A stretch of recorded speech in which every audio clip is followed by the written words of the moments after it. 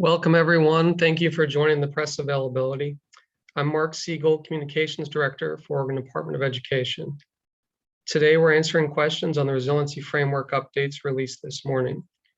We're joined by Colt Gill, Director of the Oregon Department of Education, and Dr. Dean Sidelinger, Health Officer and State Epidemiologist at OHA.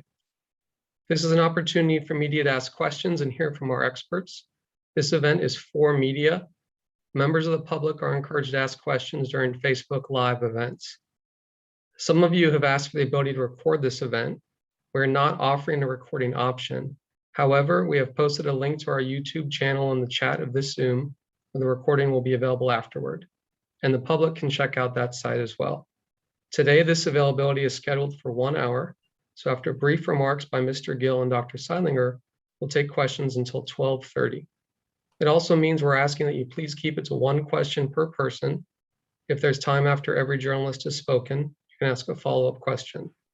As always, to ask a question, please indicate your news organization next to your name, and then use the raise your hand feature, and we'll add you to the queue. With that, I'll hand it over to Director Gill. Thanks, Mark. Good morning, everyone. I'm Colt Gill. I serve as the Director for the Oregon Department of Education and Deputy Superintendent of Public Instruction. And I'm happy to be here this morning with Oregon's State Health Officer and State Epidemiologist, Dr. Dean Sidelinger. We're here to discuss what we see as a new stage of the pandemic and how we can support our students, schools, and communities as we enter this stage together. Earlier this week on Monday, in coordination with the governors of California and Washington, Governor Brown announced lifting the mask requirements for indoor public spaces and Oregon's schools. That will happen at 11:59 p.m. on March 11th. This change follows the CDC's COVID-19 community levels recommendations announced last Friday. The decision by the governors of Oregon, California, and Washington shifts masking decisions to the local level beginning on March 12th and provides a CDC framework to help guide that local decision-making. Today, the Oregon Health Authority and the Oregon Department of Education released an update to our Ready Schools, Safe Learners Resiliency Framework, which provides guidance to schools operating through the pandemic. This update is based in part on feedback that we gathered from local school and public health leaders and communities. It offers a practical approach to safety protocols for quarantine, contact tracing, and testing that meet what we think are the current conditions of the pandemic. These guidelines will continue to support schools in reaching our North Star goal of providing in-person learning for every student all day, every school day. And it includes a specific focus on supports for students, staff, and families that may be at more risk from COVID-19 than others in the school population. So I'm going to walk through a few of the key updates that you may have questions about. So first, of course, it includes the transition to local decision-making on face covering requirements in schools and on school buses, with a recommendation to use the CDC COVID-19 community levels to inform those local decisions. It also includes information on isolation if a person does have COVID-19 or symptoms of COVID-19. On Monday, the CDC updated their guidance regarding case investigation and contact tracing. Universal case investigation and contact tracing are no longer recommended outside high-risk settings. So effective on March 12th, Oregon will pause contact tracing and quarantine for general populations, including K-12 settings. I think the rationale for this is twofold. So first, the decision to pause contact tracing and quarantine acknowledges that these practices now, unlike earlier in the pandemic, have very limited impact on transmission of COVID-19 in our communities. COVID-19 has evolved to become one of the most transmissible viruses known. And by the time exposure is identified and contact tracing is performed, transmission has oftentimes already occurred. Second, following the Omicron surge here in Oregon, and for the first time during the COVID-19 pandemic here in Oregon, we have very high levels of vaccine and infection-induced immunity. So the duration of this immunity is not quite known, but it is believed to provide protection from reinfection for at least 90 days. So in lieu of contact tracing, schools are strongly encouraged to provide cohort notifications when an exposure occurs. So a cohort could be a classroom, could be a school bus population, could be a lunch group, but these notifications would allow individuals and families to take additional precautions and make use of state and local resources to meet their individual needs. Because quarantine is no longer required in K-12 settings, regardless of vaccination status, Test to Stay will shift from a form of modified quarantine that we had previous to this decision to an enhanced exposure testing. So schools would offer this enhanced exposure testing to individuals who are at increased risk of severe illness. So this could include cohorts of medically fragile students. Schools will continue to offer diagnostic testing for students and for staff.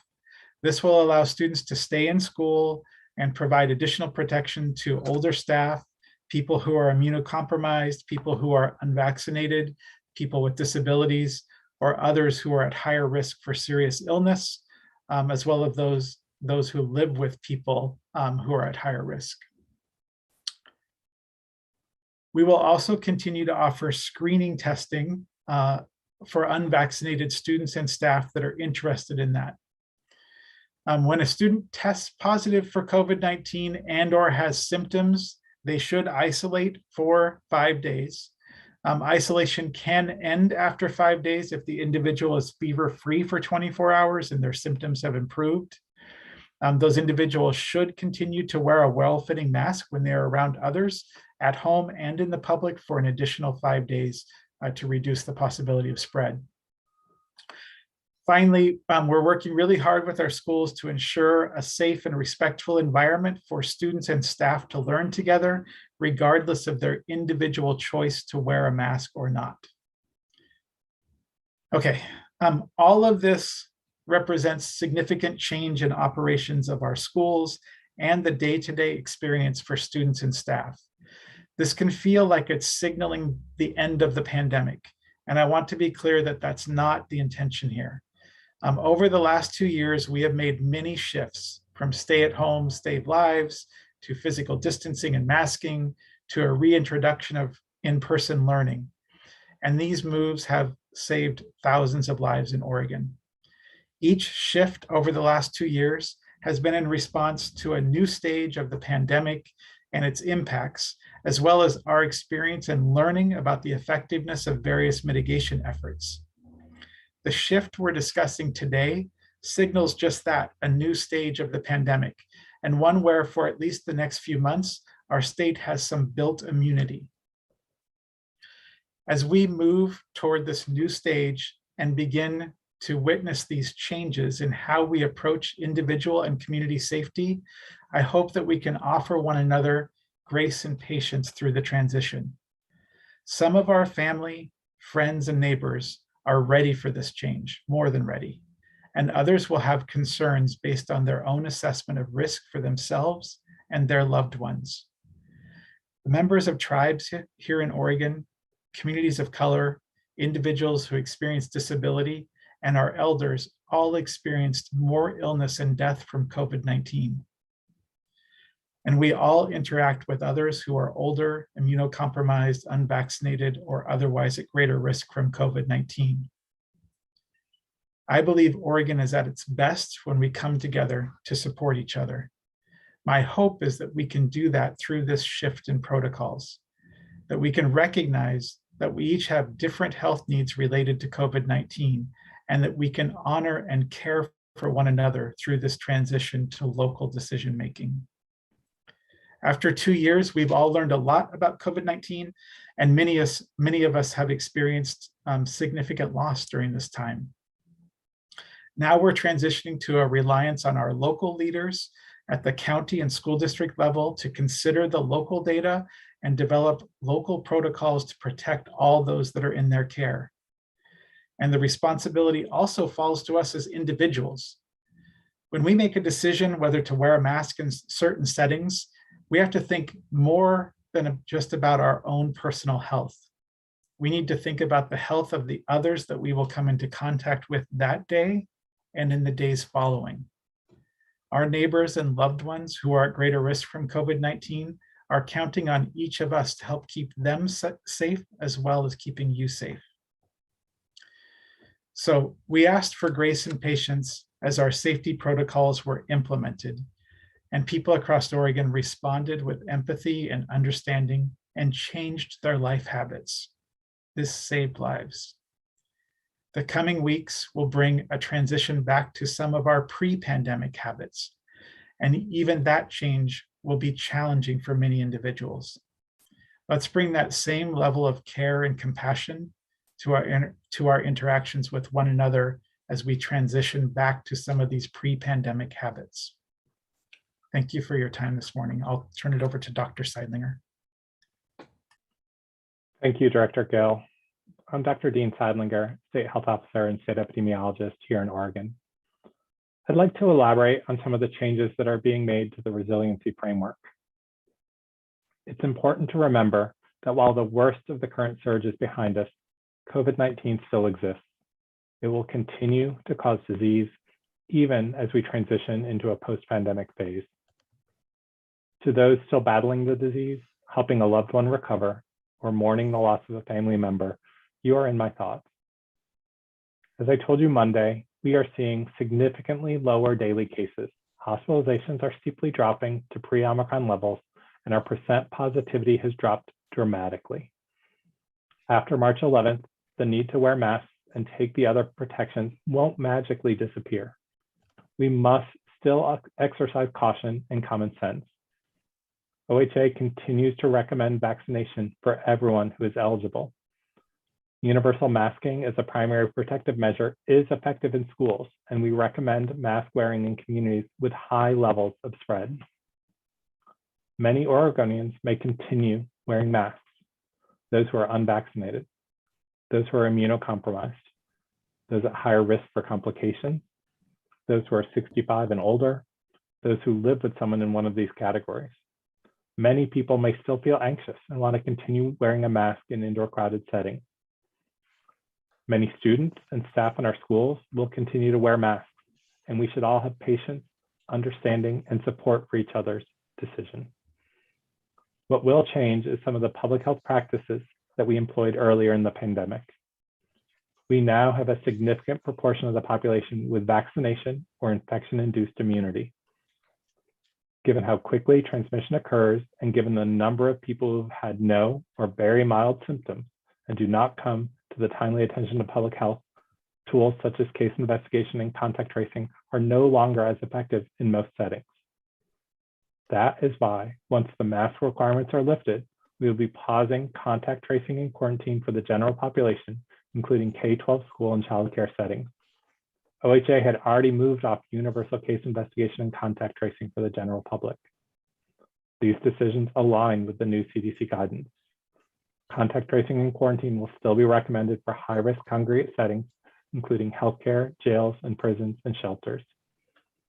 Because quarantine will no longer be required in schools, regardless of vaccination status, test to stay will shift to a form of modified quarantine to enhance exposure testing for those at highest risk. Testing all exposed individuals in a population with high levels of immunity is neither feasible nor needed. Schools will continue to exclude individuals who have symptoms or known COVID infection, and isolation period will remain at 5 days with a recommended additional 5 days of masking. OHA recommends that schools continue to provide notifications to students and staff when there is a possible exposure. We have at long last arrived at a stage in the pandemic where we can feel confident about relaxing more statewide approaches and giving individuals and communities the information and tools to lower the risk of getting COVID-19. COVID-19 will continue to be a part of our lives. We will remain vigilant and ready to respond to changes, but it should no longer control our lives. And with that, we're happy to take your questions. Thank you, Dr. Sidelinger. Again, to ask a question, please indicate your news organization next to your name, then use the raise your hand feature, and we'll add you to the queue. Our first question comes from Genevia with K2. Hey, thanks for taking our questions, and thank you for being so available in the past 2 days. It's been extremely helpful. A question here, it seems like the reality is we are shifting back to almost pre-pandemic times where if you're a family and your child is sick, you as the parent decide whether or not to keep them home or send them to school. Right now, the onus is really on the parents to decide, hey, my kid's sick, I should keep them home instead of them being forced to stay home. Is that the big transition here? Thank you. Yes, I think what we're doing is aligning our approach in schools with recommendations we switched to about a month ago for the general public. I think looking at the symptoms of kids and what kind of symptoms they have, are these new symptoms that kids have, and keeping them home. We have broader availability of home testing. We have broader availability of testing at schools for individuals who get sick while they're at school. These tests can help families make decisions about staying home from school, participating in other activities, being around vulnerable relatives such as grandparents or great-grandparents. And so these additional tools will help us move confidently into this next phase as disease rates continue to decline, and we know that we are facing the highest levels of immunity we have from throughout this pandemic. Yeah, thanks, Dr. Sidelinger. And I would just add, this really does come into play at a time when we have these high immunity levels in Oregon, and that we feel like it's a safe time for this transition back to local decision-making and individual decision-making, like you pointed out. And this is very similar to the way schools have operated around communicable disease for years and years and years. Anybody who's had a child in school in the past several years prior to the pandemic recognizes that we always ask students to stay home if they're ill, if they have symptoms, and to stay home until they're fever-free for 24 hours. So the same applies here. We do hope that people take advantage of the ready supply of tests that the Oregon Health Authority has provided to schools in Oregon. And if they do have COVID-19 symptoms, that they seek out a test, and then that they do follow the protocols for isolating for 5 days to help prevent spread in that school setting. But Director Gill, what happens if somebody gets COVID, if a kid gets COVID and it spreads throughout the classroom, and so we have, an entire cohort out sick, then what next? Yeah, good question. So the school districts all have communicable disease plans. They had them prior to the pandemic. They have had them through the pandemic, and they've been updated. They work in tandem with their local public health authority. And much like pre-pandemic times, if there was a flu outbreak in a school, a measles outbreak in a school, a norovirus outbreak in a school, they would work with the local public health authority to identify what the level of spread actually is, and they may require folks to stay home for some time in a classroom that was exposed or a school bus that was exposed. But we do have tools that we don't have for those other illnesses, like the testing, and so we can quickly get students back into the learning environment. And I would look to Dr. Sidelinger to see if he has any follow-up to that as well.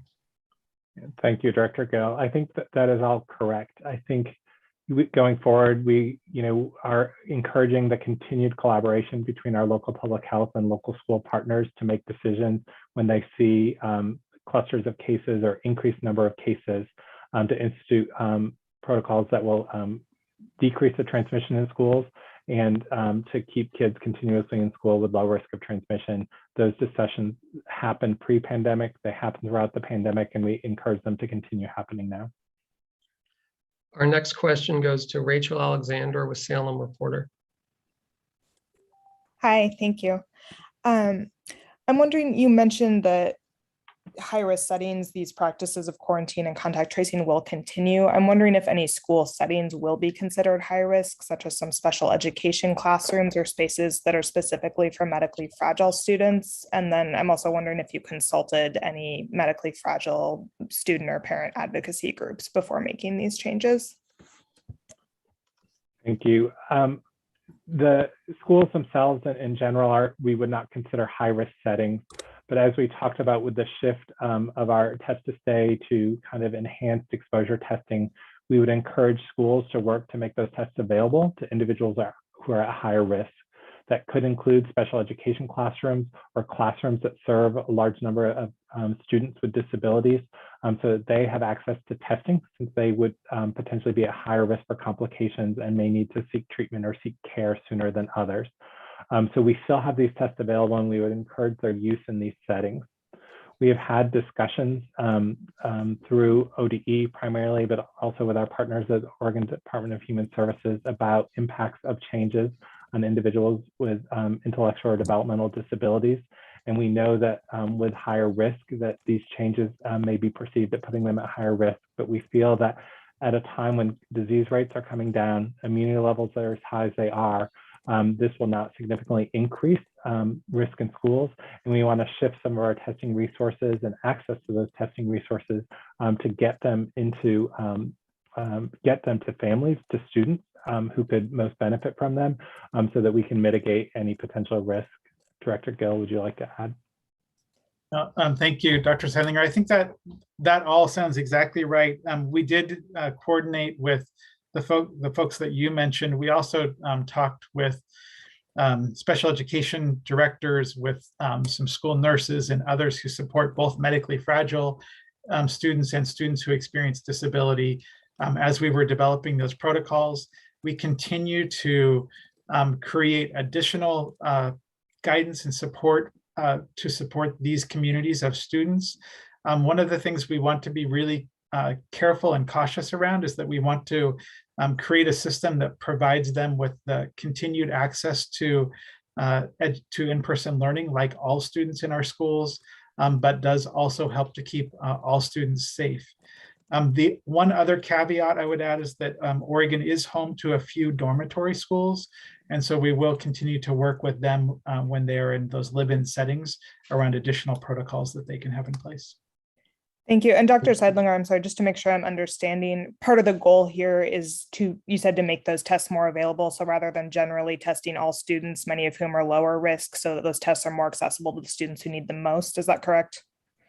That's correct. So for whether it's testing in schools or schools that are utilizing iHealth or home-based tests, we encourage them as they make notifications to families about potential exposures to encourage access to those testing for those at highest risk, and that includes many of our students with disabilities.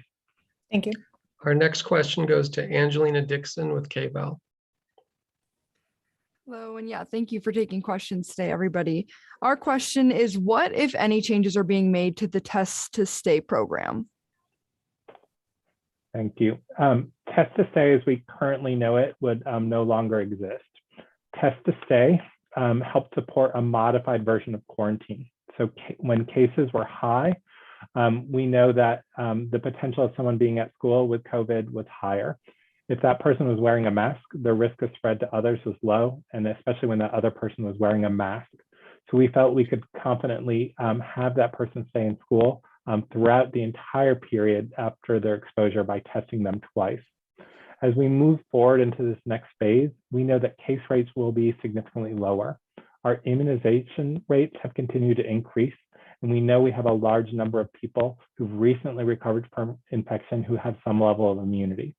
So the risk of transmission in schools is even lower. So we will pause quarantine altogether in schools, as we have for the general public. So Test to Stay is no longer needed to keep kids in school during that quarantine period. But we know that schools have this system in place and have access to testing for other reasons. The diagnostic testing if someone gets sick at school, and distribution of tests to others after exposure. So we would utilize those resources in partnership with our schools, that as they make notifications to cohorts, whether that's a classroom was potentially exposed, that they encourage access to those testing or access to testing in a medical provider for those at highest risk. Could include students or teachers with underlying chronic conditions, older teachers who are at higher risk, or students with disabilities who are at potentially higher risk to access that testing. But there's no longer a recommendation for quarantine, so Test to Stay is not needed. Our next question goes to Tyler with KDRV. Thank you for taking my question. My question is, why is it important to include a model on mental health as it relates to COVID in this plan? Heather, did you say a model of mental health? Can you repeat that part?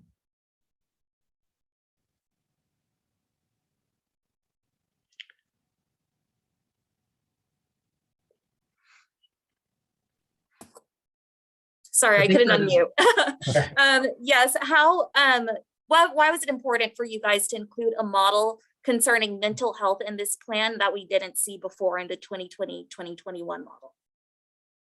Oh, actually, yeah, thank you for the question. So I'll start with this one. So from the very beginning of this school year, and frankly, we had resources prior to this school year through last school year, mental health has been a key component of the guidance. So it has been a part of the Ready Schools Safe Learners Resiliency Framework all school year, and with a specific program around care and connection with our students and our staff members. So it's been a mental health focus to support both students and staff. I think that this comes in recognition that people's lives have changed. All of our habits have changed. Our students, our families spend a lot more time at home together and not in public settings. And so as we come back together, there's anxiety that exists for students. There are challenges around habits that need to change, the anxiety of living in a pandemic. And so for all of those reasons, we created mental health supports and resources. We created those in partnership with the Oregon Health Authority and Oregon Department of Human Services to make sure that we're trying to address all the needs of the students so that they can not only be at school to learn, but be at school and be actually ready to learn. And so it's all in an effort to support them. We'll see these efforts continue into the coming school year as well, where we will continue to provide resources around mental health supports and social emotional learning in the years ahead. Our next question goes to Mike Sakino with KDRV. Hi there. I've got 2 points that I just want to clarify. One was, I believe you said screening tests will be offered to those students and staff who are unvaccinated. Currently, is it correct that unvaccinated staff currently have to test weekly in order to remain in school? Yep. Go ahead, Colt.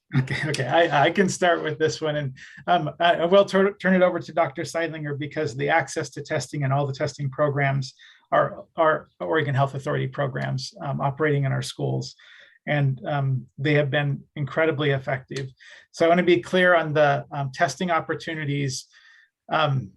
We still have 2 testing programs that in effect provide the impact of test to stay previously. So that's the diagnostic testing. So when someone believes that they've been exposed to COVID-19, they can access a diagnostic test, either an in-school test or an at-home test, and find out if they have COVID-19. So those are available across the school districts. School districts also signed up with the Oregon Health Authority to make screening testing available. So screening testing is available to students and staff members who desire to participate in the program. And that's a regular weekly test that they do with in partnership with labs here in the state of Oregon. Regarding the unvaccinated staff members, so there is a rule in Oregon that staff members and volunteers in schools are vaccinated. Those individuals can seek exceptions to that vaccination requirement from their local school district, and that could be a medical or a religious exception.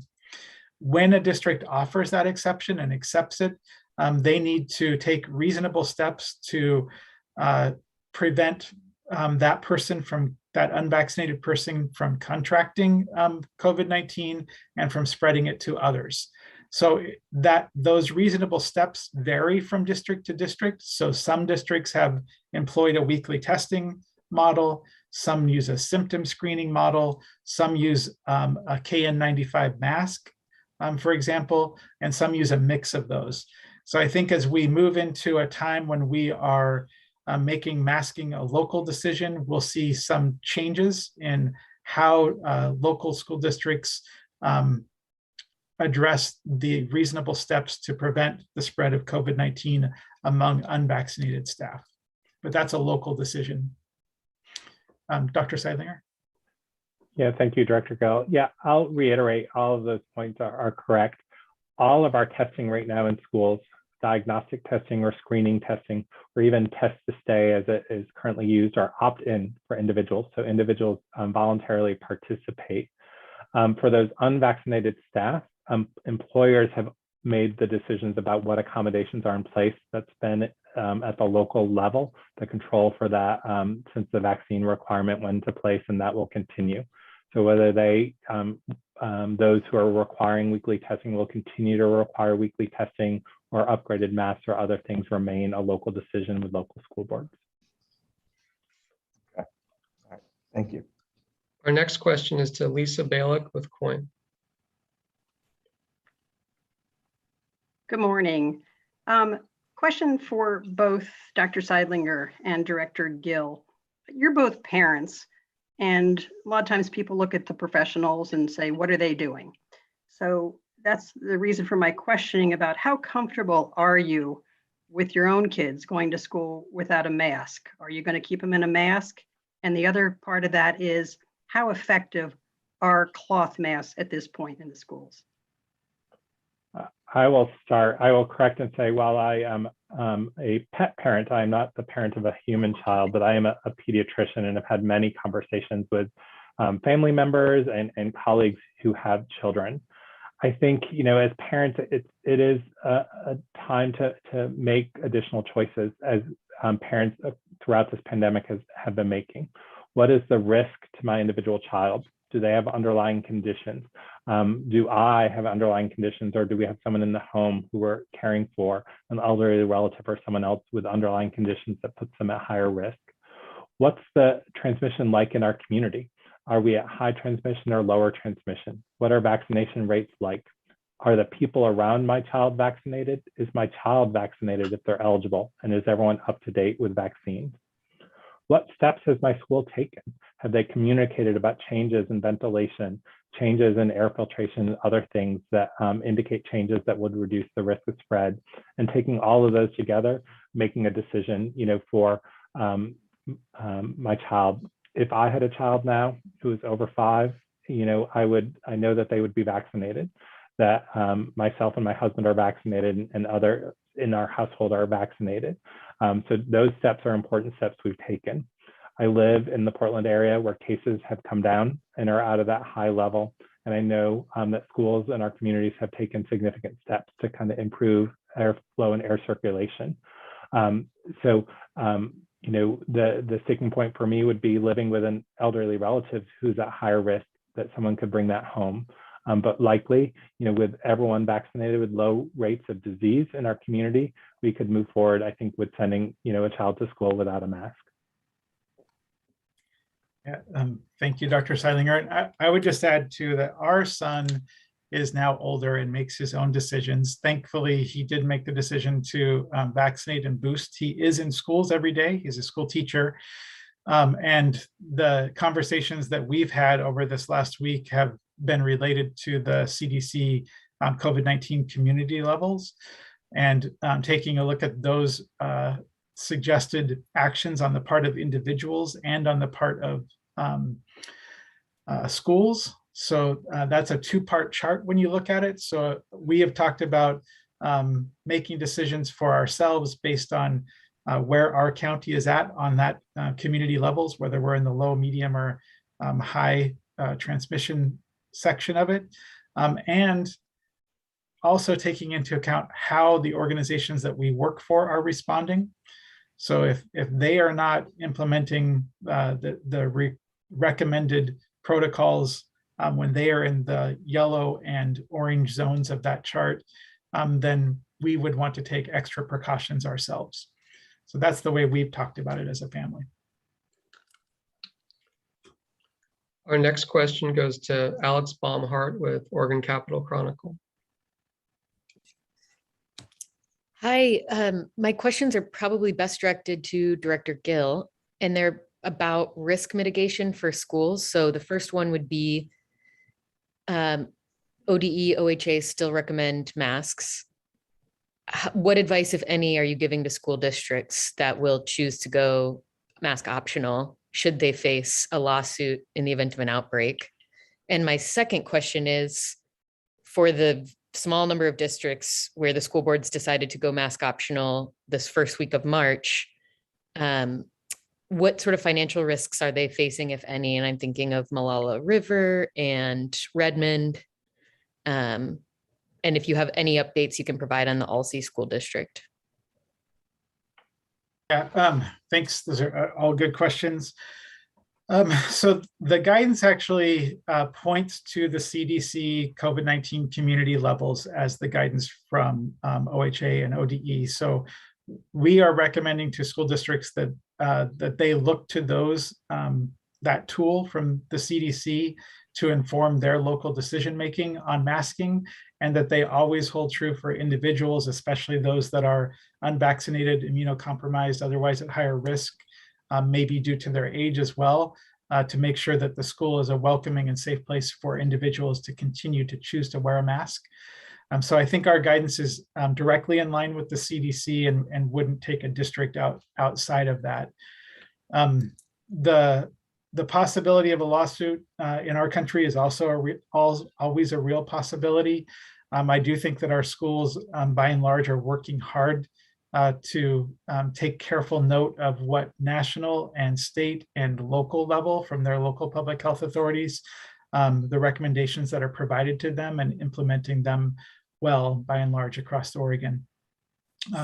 You mentioned Malala River School District and Redmond School District. Both of those school boards took action to come back into alignment with the state's date of March 11th. So those school districts remain compliant with the current mask regulations in the state of Oregon, and plan to do so until the week after March 11th. Alsea School District, we're still in regular communication with Alsea School District. They, at the current time, may not access their federal COVID-19 relief dollars. When they come back into compliance and the school board there can offer reassurance that they will maintain assurance that they will remain in compliance with both federal and state requirements, then they will have access to those funds again. They have also experienced some challenges related to providing services for some of their students. A small school district like that relies upon their education service district and other partners to provide services for some of their students who experience disability. Those organizations continue to follow the rule, and so are not providing services on site. So that has been a challenge for that district. They have also have the possibility of facing fines from both Oregon OSHA and the Oregon Health Authority. So they're continuing to work through those challenges. Our next question is from Fedor with the Oregonian. Hi, thanks for taking my question. I'd like to clarify something I'd like to ask for clarification for something in the resiliency framework. So it says OHA and ODE strongly advise that isolation protocols include the following: individuals who had COVID-19 and had symptoms should isolate for at least 5 days.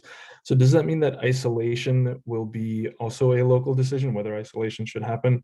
And also, does this mean that people who tested positive but do not have symptoms won't be required to isolate? Thank you for that question. The recommendations in school align with our general recommendations for isolation and quarantine.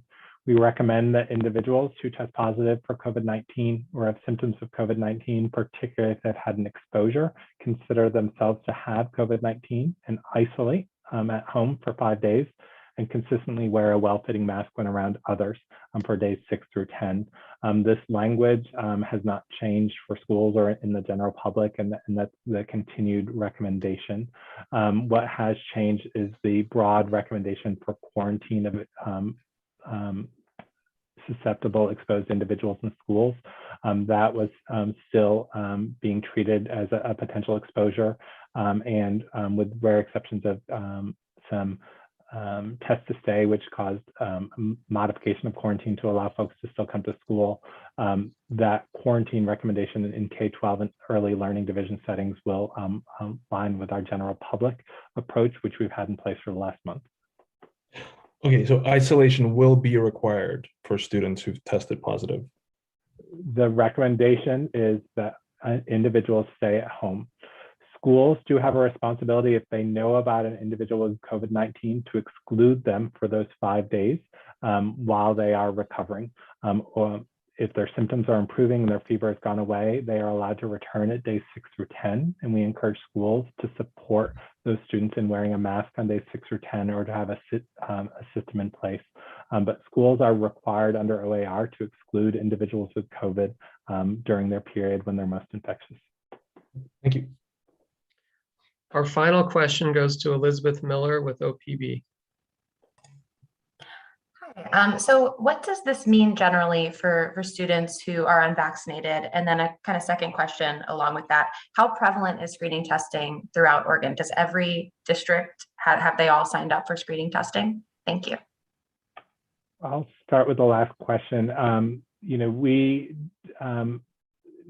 I don't have the number of students or staff who are regularly participating in screening testing. There's an opt-in at district levels and an opt-in for individuals. We can try and get you an idea of what that testing volume has been like recently in follow-up. As for the first question, what this means for individuals who are unvaccinated, I think, I would encourage those individuals, if they're eligible for a vaccine, to have a conversation with their healthcare provider about getting a vaccine, getting a booster if they're eligible, because vaccination remains our best tool for protecting individuals, and particularly for preventing severe disease, and has also offered significant protection against new variants that emerged even after the vaccines were developed. But for those individuals, they are coming into a time the same as all of us, when disease rates are significantly lower, when the rates of immunity across our community, whether it's due to vaccination or to recent recovery from infection, are at the highest they've been throughout this pandemic. So they are also kind of coming into a period where they're at lower risk, but they could lower that risk significantly if they chose to get their vaccination and become up to date with their vaccine.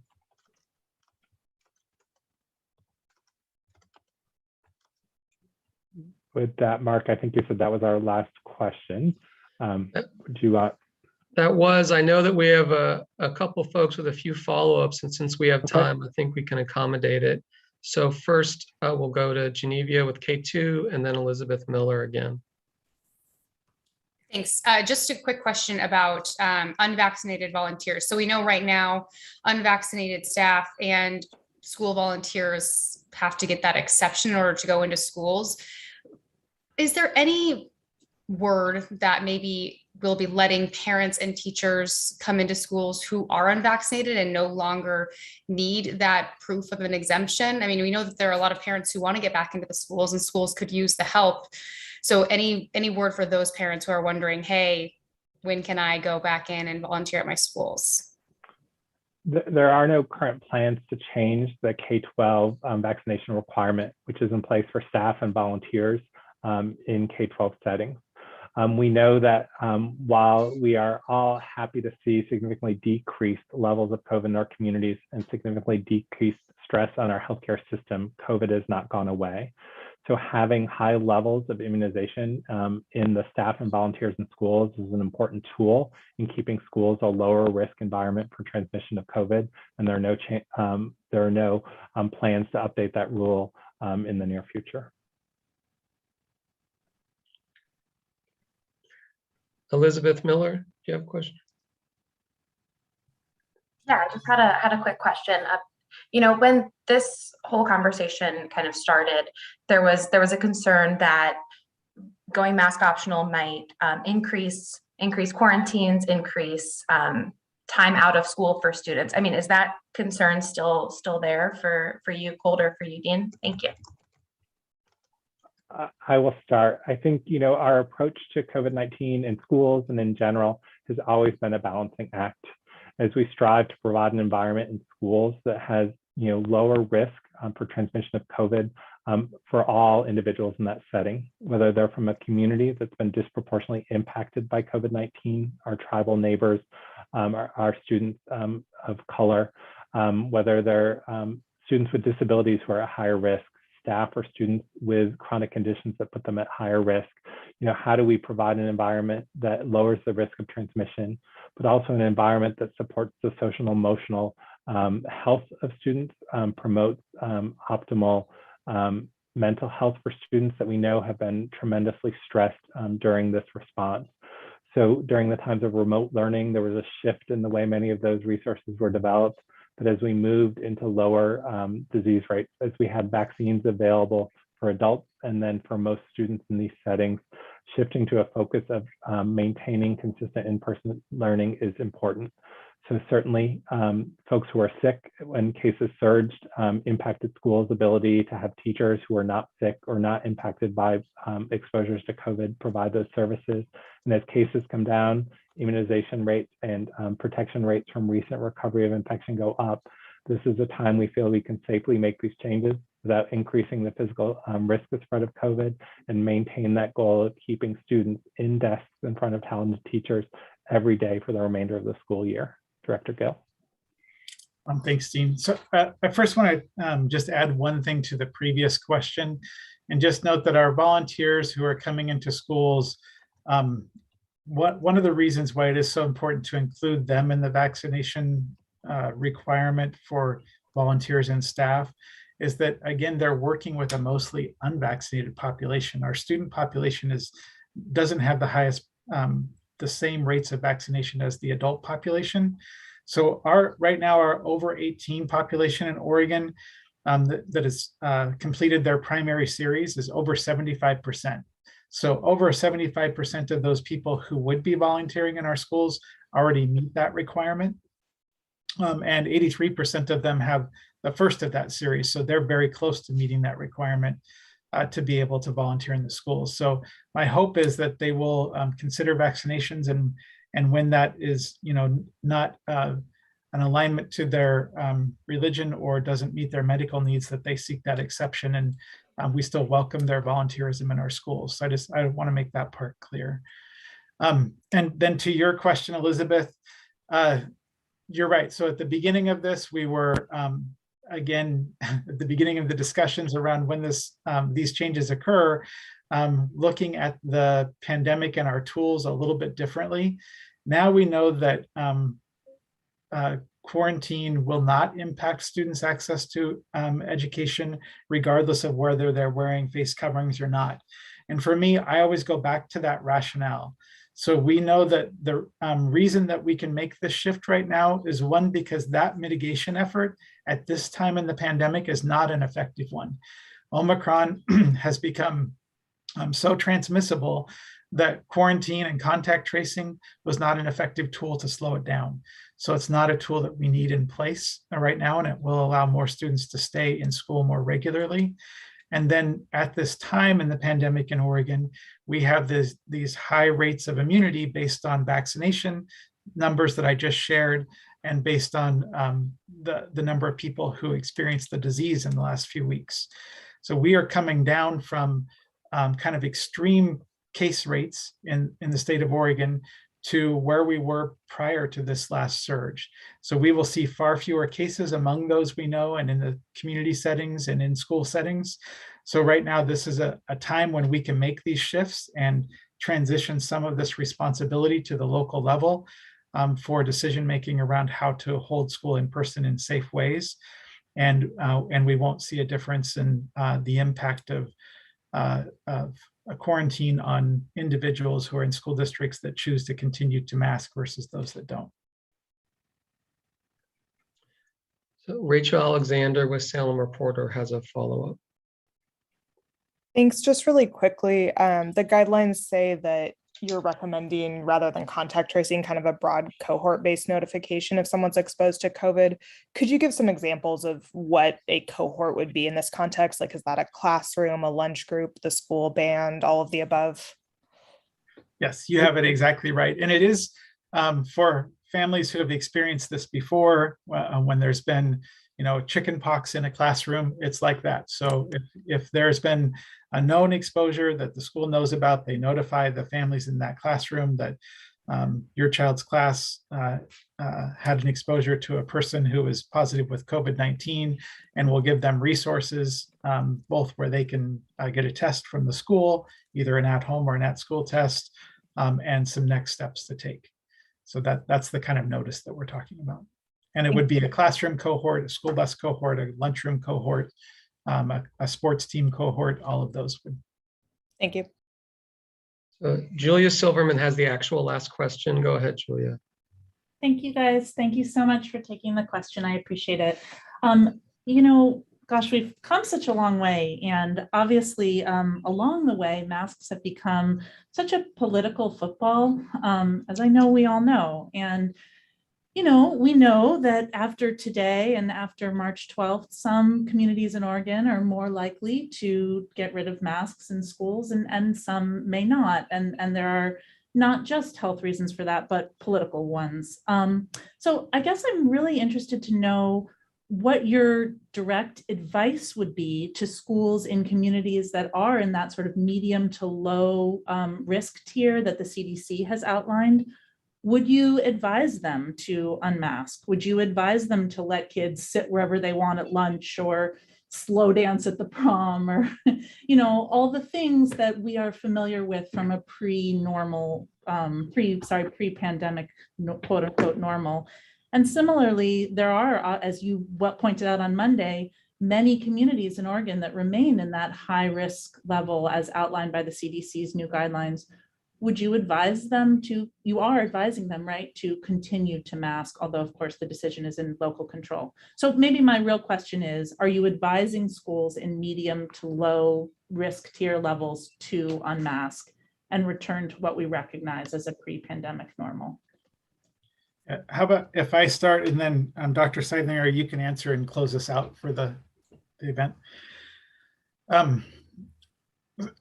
So this brings to my mind a couple of things. So first, just the general answer, the straightforward answer from my perspective is that our guidance aligns with the CDC COVID-19 community levels.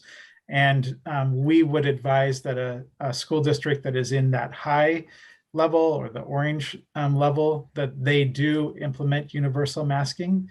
That's what the CDC recommends. We also know that guidance that metric will be updated weekly. So that what we're all viewing now is from the 24th of February and will be updated later this week. And as we continue to see our Omicron case rates and our hospitalizations decline, we'll see changes in that chart. So like everything in the pandemic, it's dynamic and it changes from week to week. So we're hopeful that our local leaders will look to that data and make decisions based on the data and based on the experience of the communities that they serve. The secondary answer that I have to that question is kind of relates to my opening statements. We are shifting, at this time in the pandemic, I think for really good reasons around the levels of immunity that we have and the level of relative safety that we have to be able to operate and connect with each other without masks more frequently.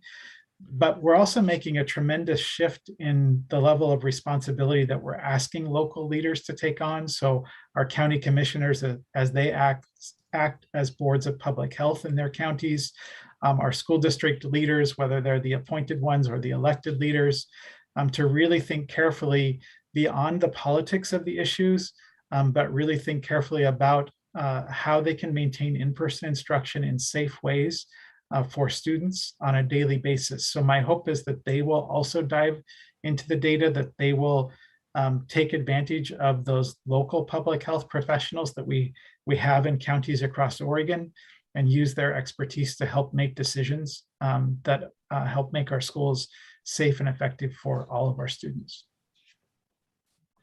Thank you, Director Gill. Yeah, I would echo that, our guidance is in alignment with the CDC. And I think if there is a school that's in a community that's still in a high risk level, that universal masking is still a very important part of the layered mitigation strategies in schools. Certainly as schools come down out of that high level, the need for kind of broad universal masking at schools is not a definitive recommendation, but we know that universal masking as part of layered mitigation strategies can provide an additional layer of support. So if, you know, a school or a school leader in a community that's in the medium or moderate level, hopefully they're having conversations with parents. They look at who they're serving. They look at other changes they've been able to make in schools and can make that local decision whether to keep masks or not. But certainly as schools come down in that level, the level of transmission in the community is lower. And as we've stated several times, the levels of immunity that we have right now in our pandemic are at the highest they have been. So this is a time when we feel confident in removing the statewide requirement and looking at other sources in making this decision. Thank you. Thanks. I would close out and say, I know there have been many changes over the last couple of weeks in our response to this pandemic, and the information can seem confusing. We know that this change in lifting of the mask requirements in indoor public places and in schools could not have come soon enough for many people. And for others, it's still really causing anxiety because they've been disproportionately impacted by the loss of loved ones, seeing more COVID in their communities, that they're at higher risk for complications. And even though they've made decisions to get themselves vaccinated, they may still feel vulnerable. So I hope that we go forward and support each other in the individual decisions that we make, whether we continue to wear a mask to protect the grandparent that we live with, whether we continue to wear a mask because we're recovering from our cancer treatment and are still immunocompromised, whether we continue to wear a mask because we have a son with disabilities who's at higher risk for COVID-19, or if we continue to wear a mask because we've seen, tremendous impacts on our community from COVID-19, and we feel more comfortable doing our part to wear that mask around our loved ones and our neighbors because we know that can decrease transmission. But we also need to move forward confidently that cases are continuing to decline. The stress on our hospital system is much less than it was even a week ago, but definitely much less than it was earlier in the year. Those trends are projected to continue. Public health will continue to monitor COVID cases. We'll continue to work across the world to identify new and potentially more worrisome variants of concern. And in the future, if case rates increase or more severe disease comes around, or if we have higher availability of therapeutics, we may come back to you with more changes. We may message more the importance of wearing masks. But in the meantime, take steps to be up to date with your vaccinations. Wear masks if you're comfortable, and support those around you in their decisions around masks as we move forward after March 11th. Thank you. Thank you, Dr. Sidelinger. And thank you everyone for joining us today. If you have other questions, please make sure to email OHA or ODE, and we'll get back to you as soon as possible. Thank you.